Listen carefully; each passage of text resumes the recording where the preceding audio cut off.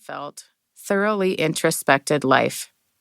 And if I could now voice all the silences, both medical and personal, and reveal all the treatments, both physical and spiritual, then this story might help others. It might even prevent an entire condition. Part 1. Weeping. A hurtful thing hurts yet more if we keep it shut up, because the soul is more intent on it. Whereas, if it be allowed to escape, the soul's intention is dispersed, as it were, on outward things, so that the inward sorrow is lessened.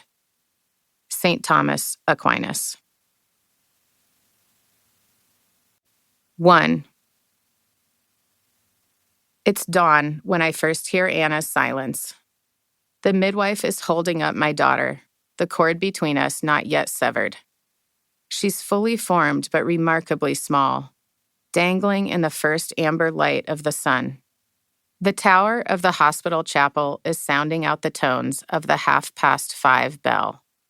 My baby remains soundless, suspended. But she's alive, I can tell.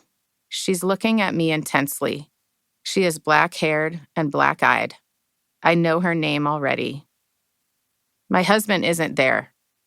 The midwife motions for my mom to cut the cord. My mom takes scissors to the bluish rope, then places my child in my outstretched arms. For a few seconds, I'm allowed to hold her to my chest, where I can feel the deep, repeating throb of a mallet hitting a gong. Then a doctor is called. Someone slips Anna from my hands. She's brought to the corner where people huddle over her. Towels jostle her form. Is she okay? I ask again and again. Then, like a pierced bubble, her scream breaks free and fills the room. She's okay, the doctor or the midwife says, but she's only 5 pounds. The space changes due to her sound. The pace quickens, the shades grind up into their rectangular sockets, and now the light is a raw, painful white. A nurse demands I eat a package of graham crackers and cheese. I've had no drugs for Anna's birth, and the intensity of it is still strobe lighting the room. I do as I'm told.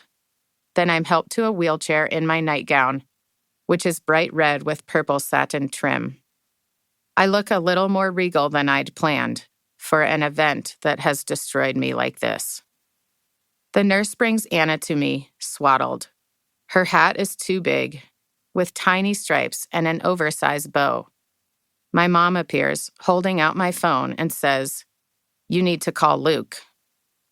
My husband is asleep on the fog-embalmed island in southeast Alaska, where he fishes for salmon from May to September. It's 3 a.m. there, but he answers. "I'm holding our baby," I tell him. "You are?" he responds, the sleep still like gravel in his voice. "Is everything okay?" "Yes," I say, "but she's small." "I'll take the first flight tonight," he replies. Anna is quiet. Her eyes on mine are shiny. The nurse rolls us out of the room and into an empty tiled hallway. "Hear that?" she says. "They're playing that song for your baby, for her birthday." The song is Brahms's Lullaby. The beauty of the violin is a blade, cleaving me to pieces. I'm so proud I can barely breathe. The recovery room faces west. When the pain recedes enough, I leave the bed. I sit in a rocking chair by the window and look alternately at the bruise-colored line of the Rocky Mountains against the sky and Anna's brand-new, moon-white skin. Her head is the size of a grapefruit, still wet. Her hair is matted down in tiny dark swirls, and her eyes, in this light, are magnificently deep and huge, with tentative rays of gray reaching from her pupils into an oceanic blue. During those first newborn hours when babies can be spacey and sleepy, Anna stays awake.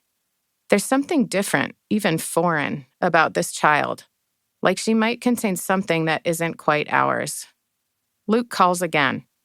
He's on his boat now, squeezing in one last day of fishing so we can afford for him to come home. I can picture him in his orange fishing overalls.